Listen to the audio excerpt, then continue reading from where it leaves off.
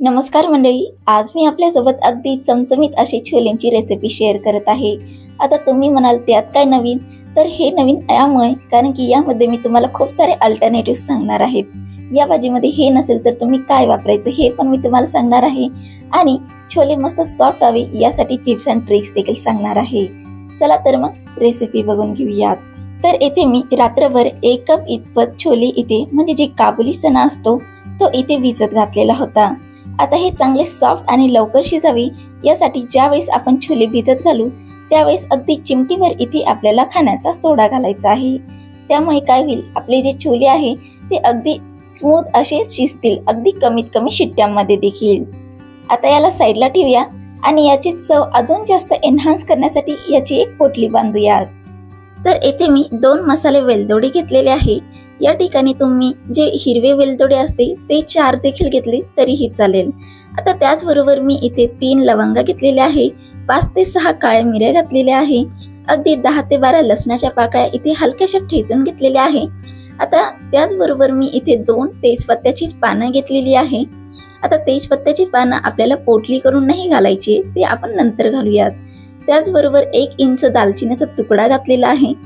आता या सर्वांमुळे काय होईल, आपल्या भाजीला खूपच छान फ्लेवर येईल या मसाल्यांचा आणि महत्त्वाचं म्हणजे हे दाताखाली देखील येणार नाही।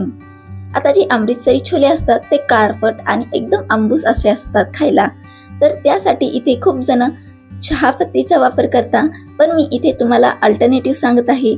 जे आपण आवळा असतो तो सीझन मध्ये असताना आपण त्याला वाळवून घ्यायचं आणि नंतर आपण असं वर्षभर याचा वापर करू शकतो। इथे मी 2 चमचे वाळवलेला आवळा घेतलेला आहे। या ठिकाणी तुम्ही अल्टरनेटिव्ह म्हणून अनारदाना जो असतो त्याचा वापर देखील इथे करू शकतात। आता त्याचबरोबर छोले हे खूप जास्त हेवी असतात पचायला, तर त्यासाठी मी इथे 1 चमचा इतपत अजवान घातलेली आहे। तसंही उन्हाळ्यामध्ये डायजेशनची प्रोसेस ही खूप स्लो होत असते, तर अशा व्यक्तींसाठी अजवान खूपच गुणकारी आहे, म्हणून अजवान नक्कीच घाला। आता ही अशी घट्टसर अशी पोटली बांधूया, जेणेकरून ज्यावेळेस आपण छोले हे शिजवायला घेऊ त्यावेळेस ती ओपन होणार नाही। आता चला तर मग छोले आपण शिजून घेऊयात। तर इथे जे छोले मी भिजत घातलेले होते ते वेगळे काढून घेणार आहे पाण्यामध्ये, कारण की त्या पाण्याचा थोडासा आंबूस वास इथे येत असतो, त्यामुळे आपण छोले वेगळे काढून घेऊया आणि वेगळंच फ्रेश पाणी यामध्ये ऍड करूया। इथे मी 2 ग्लास इतपत पाणी ऍड केलेलं आहे आणि यामध्ये मी 2 तेजपत्ता, चवीनुसार मीठ आणि जी मसाल्यांची जी पोटली होती ते पण यामध्ये आपण टाकून देऊया। आता छोले आपले कमीत कमी 5 ते 6 शिट्ट्यांमध्ये शिजायला हवी यासाठी मी इथे अगदी पिंचभर म्हणजे अगदी चुटकीभर इथे खाण्याचा सोडा घालत आहे। याच्यामुळे काय होईल, लवकरात लवकर आपले छोले हे सॉफ्ट पडतील आणि लवकर शिजतील। नाहीतर काही वेळेस असं होतं, आपल्याला कमीत कमी 8 ते 9 शिट्ट्या घ्याव्या लागतात हे छोले शिजवण्यासाठी, तर त्यावेळेस तुम्ही ही ट्रिक नक्कीच वापरू शकतात। आणि दुसरं महत्त्वाचं म्हणजे यामध्ये थोडं एक्स्ट्राच पाणी घाला, कारण की हे जे मसाल्याचं जे पाणी निघेल ना नंतर, हे पाणी आपण पुढे भाजीमध्ये वापरू, त्यामुळे आपल्या भाजीला सुंदर असा कलर देखील येईल आणि या मसाल्यांचा फ्लेवर सुद्धा आपल्या भाजीला येईल। आणि महत्त्वाचं म्हणजे हे मसाले देखील आपल्याला पुढे वापरण्याची गरज पडणार नाही। सोडा इथं अजिबात जास्त क्वांटिटीमध्ये घालू नका, नाहीतर हे छोले खूप जास्त कडसर होतील, म्हणून जितका मिनिमम वापर राहील तितका याचा बेनिफिशियल आपल्याला मिळेल। आता याला आपण 5 ते 6 शिट्ट्या मीडियम फ्लेम वरती याच्या काढून घेऊयात। जोपर्यंत छोले शिजत आहेत तोपर्यंत आपण या मसाल्याची ग्रेव्हीची तयारी करून घेतो। तर यासाठी आपण इथे एक कढई घेऊया, त्यामध्ये आपण 2 ते 3 टेबलस्पून इतपत तेल घालूया। तेल इथे मी स्टार्टिंगलाच थोडे जास्त घालत आहे, कारण की पुढे आपण एक्स्ट्राचा तडका वगैरे काहीही येथे घालणार नाही आहोत। फक्त एकदाच तेल ऍड करा, घालताना थोडं एक्स्ट्रा घातलं तरीही चालेल। मी इथे 3 टेबलस्पून तेल घेतलेलं आहे आणि यामध्ये पचनासाठी मी इथे 1 टीस्पून इतपत अजवान घालत आहे। अजवानचे फायदे मी तुम्हाला पहिले पण ऐकून दाखवलेत, परत एकदा सांगते, डायजेशनसाठी खूप हेल्दी आहे, म्हणून नक्कीच घाला। आता यामध्ये मी 1 मोठ्या साईजचा अगदी बारीक चिरलेला कांदा यामध्ये घालत आहे आणि सर्वात महत्त्वाचं म्हणजे भाजी चवीला चवसर लागत नाही, त्याचं कारण हेच असतं की आपण कांदा व्यवस्थित भाजतच नाही, त्यामुळे याला चांगलं गोल्डन ब्राऊन होईपर्यंत आपल्याला भाजायचं आहे। आता याचा कच्चापणा निघेपर्यंत आपण याला भाजून घेऊया। हलकासा ट्रान्सलुसंट आणि गोल्डन कलर यायला सुरुवात झालेली आहे। आता यामध्ये मी 1 चमचा आलं लसणाची पेस्ट घालत आहे ही फ्रेश तयार केलेली आलं लसणाची पेस्ट आहे, त्यामुळे आपल्या भाजीला खूपच छान अशी रुचकर चव लागेल। मार्केटचं आलं लसण शक्यतो टाळाच, ते इतकं चवदार नसतंच। याला देखील आपण मस्तपैकी 2-3 मिनिटांसाठी परतून घेऊयात, जेणेकरून यामधला कच्चेपणा देखील येथे दूर होऊन जाईल। इथे 5 शिट्ट्या मी करून घेतलेल्या आहे छोलेचे कुकरचे। नॅचरली डिप्रेशराईज झालेला आहे आणि बघू शकतात आवळ्यामुळे याला किती सुरेख असा काळा रंग आलेला आहे। आणि महत्त्वाचं म्हणजे अगदी 5 शिट्ट्यांमध्ये हे छोले अगदी सॉफ्ट झालेले आहे। बघू शकतात अगदी इझिली हे मॅश होत आहे, म्हणजेच हे व्यवस्थित सॉफ्ट झालेले आहेत। आता आपण यामध्ये जी मसाल्याची पोटली होती ते आपण काढून घेऊयात, कारण की सर्व मसाल्यांचा फ्लेवर आपल्या या छोल्यामध्ये उतरलेला आहे, त्यामुळे या पोटलीची आपल्याला आता अजिबात गरज नाहीये। तर हे काढून घेऊया आणि त्याचबरोबर आपण जे 2 तमालपत्र म्हणजे ते तेजपत्ता घातलेले होते ते देखील आपण येथे काढून घेऊयात। हे पण आपण यामध्ये घालणार नाही आहोत। इकडे कांदा मस्तपैकी गोल्डन ब्राऊन झालेला आहे, बघू शकतात। इतक्या स्टेज पर्यंत आपल्याला इथे कांदा भाजून घ्यायचा आहे, ज्यामुळे आपल्या भाजीला चव खूपच रुचकर येईल। आता यामध्ये आपण 2 मीडियम साईजचे बारीक चिरलेले टमाटे घालूयात। मी इथे चॉपरचा वापर करून ही प्युरी घातलेली आहे, तुम्ही मिक्सर मध्ये जरी केली तरीही चालेल, किंवा फाईनली चॉप केलेले टमाटे असतील, तुम्ही बॅचलर मध्ये राहत असतील तरीही देखील चालेल, कारण की हे शिजून मॅशी होऊनच जाणार। आता यामध्ये आपण मीठ घालूया, जेणेकरून हे लवकर शिजले जातील आणि मॅशी होऊन जातील। अगदी 1-2 मिनिटं मी याला परतून घेतलेलं आहे आणि यामध्ये आता मी मसाले घालत आहे। तर इथे मी मसाल्यामध्ये 2 चमचे छोले मसाला घातलेला आहे, तुम्ही तुमच्या आवडीचा कोणताही ब्रँडचा छोले मसाला येथे घालू शकतात। त्याचबरोबर मी इथे 1 चमचा लाल तिखट घातलेला आहे, लाल तिखट तुम्ही तुमच्या आवडीनुसार कमी अधिक करू शकतात। त्याचबरोबर अर्धा चमचा मी इथे गरम मसाला घातलेला आहे आणि 1 चमचा इथे मी धनेपूड घातलेली आहे आणि सोबतच पाव चमचा मी इथे हळदी पावडर घातलेला आहे, जेणेकरून सर्व कलर इथे मस्त बॅलन्स होतील। इथे एवढेच मसाले आपण घालणार आहोत, जास्त कोणतेही मसाले आपण इथे घालणार नाही आहोत।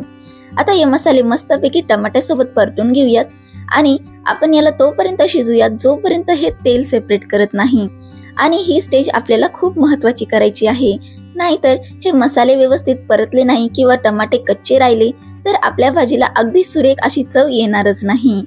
त्यामुळे या स्टेजला थोडासा टाइम घ्या, मसाले जर करपत असतील तर थोडंसं पाणी घाला आणि अगदी तेल सुटेपर्यंत याला शिजून नक्कीच घ्या। इथे मी 2-3 मिनिटांसाठी हाय फ्लेम वरती याला शिजून घेतलं होतं, नंतर याला मीडियम फ्लेम वरती मी 5 मिनिटांसाठी असं झाकण लावून शिजून घेतलेलं होतं। बघू शकतात तेल साईडने रिलीज व्हायला सुरुवात झालेली आहे आणि महत्त्वाचं म्हणजे मला यामध्ये एक्स्ट्रा पाणी घालायची अजिबात गरज पडली नाही, कारण टमाट्यामधल्या मॉइश्चरमुळेच आपले हे सर्व मसाले व्यवस्थित परतले गेले आहेत। आता हे चांगल्या प्रकारे मिक्स केलेले आहे, बघू शकतात। आता काही वेळेस असं होतं भाजी एकीकडे छोले एकीकडे अशी होतात, तर ते होऊ नये त्यासाठी आपण जे शिजवलेले छोले होते त्यातनं थोडेसे छोले आपण यामध्ये टाकूया आणि अशा प्रकारे त्याला मॅश करूयात। अशाने काय होईल, आपल्या भाजीला थोडीशी बाइंडिंग येईल आणि टमाट्याची प्युरी एकीकडे आणि आपले छोले एकीकडे असं अजिबात होणार नाही। याला असं मॅश केल्याने याला एक बाइंडिंग येईल। याला याच्यामध्ये मॅश करूया आणि 2-3 मिनिटांसाठी याला यामध्येच असं परतून घेऊयात, मस्तपैकी परतून घेऊयात, त्यामुळे यातला जो कच्चेपणा आहे तो देखील येथे निघून जाईल। आता जे रिमेनिंग जे छोले होते ते आपण यामध्ये काढून घेऊयात। इथे मी डायरेक्टली पाण्यासोबत छोले ऍड नाही केलेले आहे, पाणी वेगळं ठेवलेलं आहे आणि छोले यामध्ये मग ऍड केले आहे।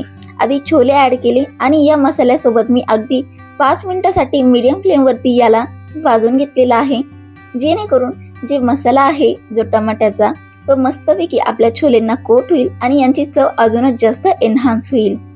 अगदी 5 मिनिटं परतून झालं की आपण यामध्ये पाणी घालूयात। इथे काही ठिकाणी नॉर्मल पाण्याचा वापर करतात, पण जे छोले शिजवताना आपण एक्स्ट्रा पाणी घातलं होतं त्या पाण्यामध्ये मसाल्यांचा फ्लेवर आणि कलर असतो, त्यामुळे त्याच पाण्याचा आपल्याला इथे वापर करायचा आहे। त्या पाण्याचा वापर केल्याने आपल्या भाजीला असा काळसट असा हलकासा रंग यायला सुरुवात देखील होईल। बघू शकतात भाजीची कन्सिस्टन्सी तुम्ही तुमच्या आवडीनुसार पातळ किंवा थिक येथे करू शकतात। मी इतकं पाणी बराबर घातलेलं आहे, त्यामुळे आपली भाजी अशी लटपटीशी नक्कीच होऊन जाईल। याला मस्तपैकी मिक्स करूयात। मीठ इथे आपण ऍडजस्ट करून घेऊयात। मीठ इथे घालताना थोडं लक्ष करून घाला, कारण की आपण टमाटे परतवताना मीठ घातलेलं आहे, छोले शिजवताना देखील इथे मीठ घातलेलं आहे, त्यामुळे मीठ घालताना थोडं विचार करूनच येथे मीठ घाला। आता आपण याला झाकण लावून कमीत कमी 10 ते 15 मिनिटांसाठी शिजवून घेऊयात।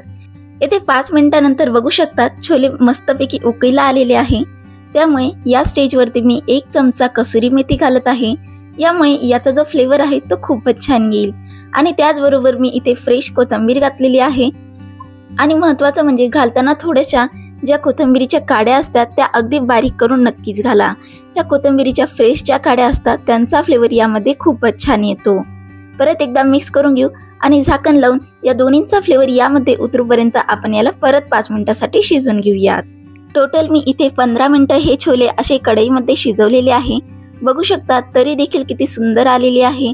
आणि महत्त्वाचं म्हणजे जास्त पातळही नाही झाले आणि जास्त घट्टसरही नाही झालेले आहे। तसंही थंड झाल्यानंतर ही भाजी थोडीशी घट्टसर नक्कीच होईल। आणि बघा तयार झाले आहे आपले मस्त चमचमीत असे छोले। थंड झाल्यानंतर मी याला एका बाउलमध्ये काढलेला आहे आणि वरतून थोडंसं हिरवी कोथिंबीरने याला गार्निश केलेलं आहे। चला तर मग तयार आहे आपले छोले। तुम्ही याच्यासोबत भटुरे किंवा पुरी देखील पेअर केली तरीही हे खूपच छान चवीला लागतात। एकदा तरी ही रेसिपी नक्कीच ट्राय करा। तोपर्यंत पुन्हा भेटूया अशाच नवीन इंटरेस्टिंग रेसिपीसह। खात रहा आणि आनंदी रहा।